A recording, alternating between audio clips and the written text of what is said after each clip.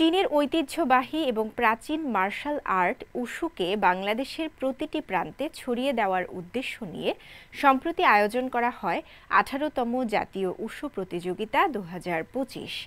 এই প্রতিযোগিতা শুধু একটি খেলা নয়, এটি বাংলাদেশ ও চীনের মধ্যে সাংস্কৃতিক সেতুবন্ধন এবং তরুণ প্রজন্মের মধ্যে শৃঙ্খলা, সাহস ও শক্তির স্ফুরণ ঘটানোর এক অনন্য মাধ্যম। বিস্তারিত জানাচ্ছেন শুভ আনোয়ার।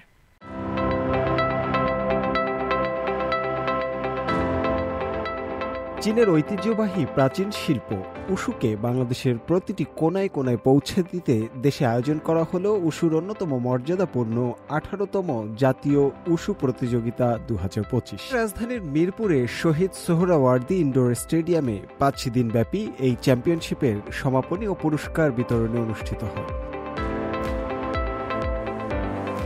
এতে প্রধান অতিথি হিসেবে উপস্থিত ছিলেন বাংলাদেশে অবস্থিত চীনা দূতাবাসের কালচারাল কাউন্সিলর লি শাওফেং।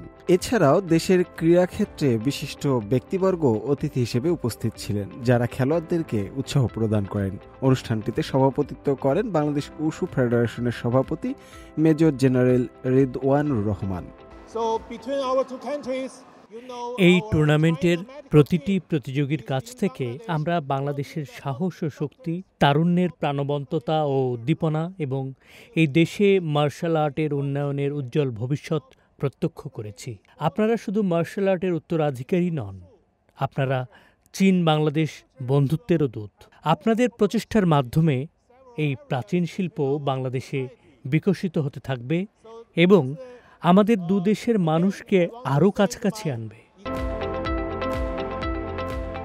এবারের জাতীয় প্রতিযোগিতায় সেনা, পুলিশ, আনসার ও ভিডিপি, বিকেএসপি সহ দেশের বিভিন্ন জেলা থেকে মোট 500 জন খেলোয়াড় অংশগ্রহণ করেন। পুরুষ ও নারী মিলিয়ে মোট 27টি স্বর্ণপদক ইভেন্টে প্রতিদ্বন্দ্বিতা হয়। এর মধ্যে সান্দা ফাইট ইভেন্টে 19টি ইভেন্ট এবং তাওলু ইভেন্টে 8টি ইভেন্ট, সব মিলিয়ে বিজয়ীদের মাঝে 108টি পদক বিতরণ করা হয়। আমি মনে করি বাংলাদেশের যে প্রেক্ষাপট চলতেছে, এখানে প্রতিটা মেয়ের উশু শেখা প্রয়োজন। কারণ হচ্ছে বিভিন্ন জায়গায় আজকে মেয়েরা নিরাপদ নয়, বিভিন্ন জায়গায় ইফটিজিং হচ্ছে। সেক্ষেত্রে মেয়েরা যদি উশুটা শিখে তাহলে নিজেদের কনফিডেন্স বাড়বে এবং হচ্ছে তারা সেলফ ডিফেন্স করতে পারবে এবং নিজে একা তো বাঁচতে পারবে, জাতিকেও বাঁচাতে পারবে। আমি এটা মনে করি আর কি।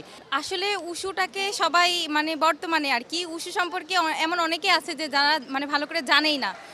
আমার মনে হয় আর কি যে নিজের সেফটি, রাস্তাঘাটে চলার সময় তাদের যে এই সমস্যাগুলো হয় তা সব সময় কাউকে না কাউকে তাদের সঙ্গে সেফটির জন্য যাইতে হয়।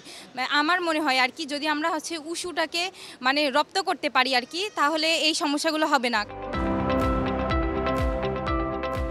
এবারে বিশেষ আকর্ষণ হিসেবে স্বর্ণপদকজয়ী 27 জন খেলোয়াড়কে ইলেকট্রনিক পণ্য উপহার দেওয়া হয়। পাশাপাশি দলীয় ইভেন্টের চ্যাম্পিয়ন দলকে ট্রফি প্রদান করা হয়। জাতীয় প্রতিযোগিতায় বিজয়ীদের নিয়ে আগামী 1 আগস্ট থেকে মিরপুর ক্রীড়াপল্লীতে একটি আবাসিক প্রশিক্ষণ ক্যাম্প শুরু হবে, যেখানে স্বর্ণ, রৌপ্য পদকজয়ীরা প্রাধান্য পাবেন। মূলত ভবিষ্যতে আন্তর্জাতিক প্রতিযোগিতার জন্য এখান থেকেই নতুন প্রতিভাবান খেলোয়াড় খুঁজতে চায় বাংলাদেশ উশু ফেডারেশন। শুভ আনোয়ার, CMG বাংলা, ঢাকা।